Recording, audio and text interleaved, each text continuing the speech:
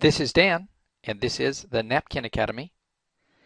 This lesson is going to relate to our process step of seeing, specifically seeing problems, and we're going to call this the business language to visual language translator. We spent the last lesson talking about how, if we want to be better at seeing problems, it helps us to use a six-dimensional coordinate system that rates out the types of problems we face as who and what problems, how much problems, where problems, when problems, how problems, and why problems. And I told you that this was going to be a very useful tool for thinking about all kinds of problems that we face in business. And yet, we might be looking at this and saying, how come we've never seen this before? We've all read lots of business books, and we've all been through lots of business training, and we've never seen anything like a simple who and what and where and when and how and why. What is this all about? How is this model going to relate to the kind of stuff that we study and that we do every day?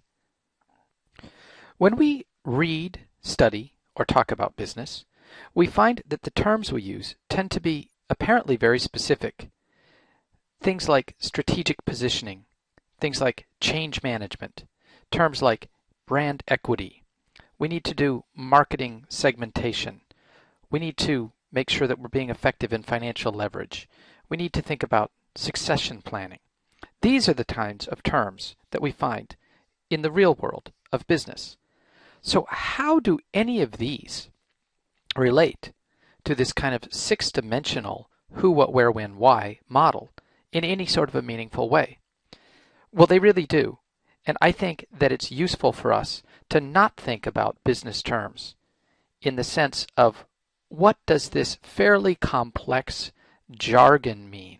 But I think we're going to be much better at solving the kind of problem that something like marketing segmentation really means if we think about what does it really mean? Market segmentation. What is that? We could talk about customers and segmenting our customers. We could talk about markets.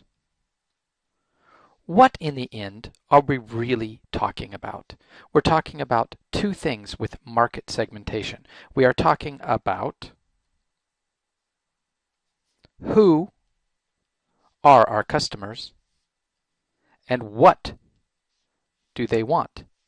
We're really talking about a very simple who and what type of a question. Now, it's useful to think about market segmentation because that means a lot of things, but it's also equally useful, and I think more useful, to break this down into its component pieces so that we can see it and think about it more effectively. Marketing segmentation is really who are our customers, what do they do?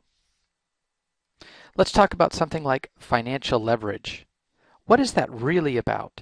Isn't financial leverage really a question of how much money do we have? Where is our money in place? How much do we need? How far below some break-even point are we?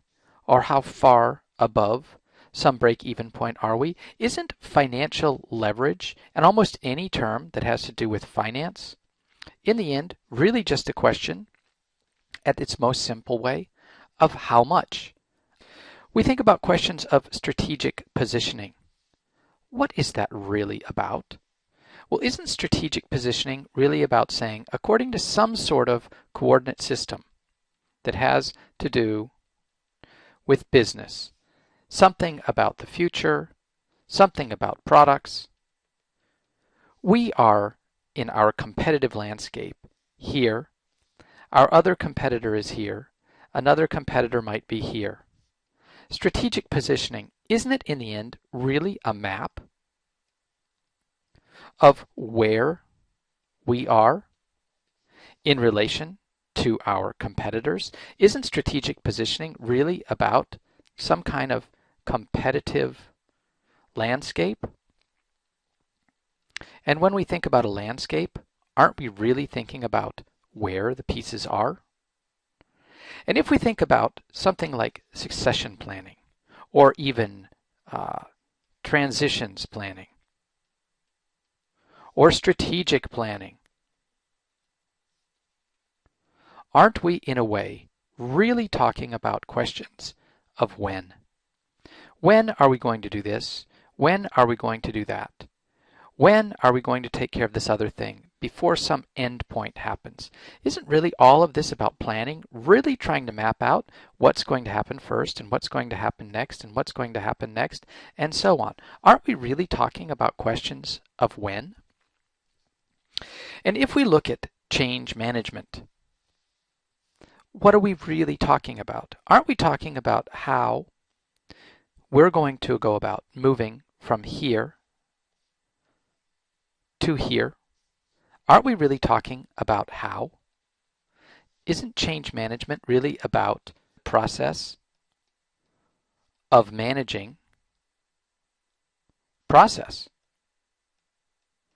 And how are we going to get from here to here?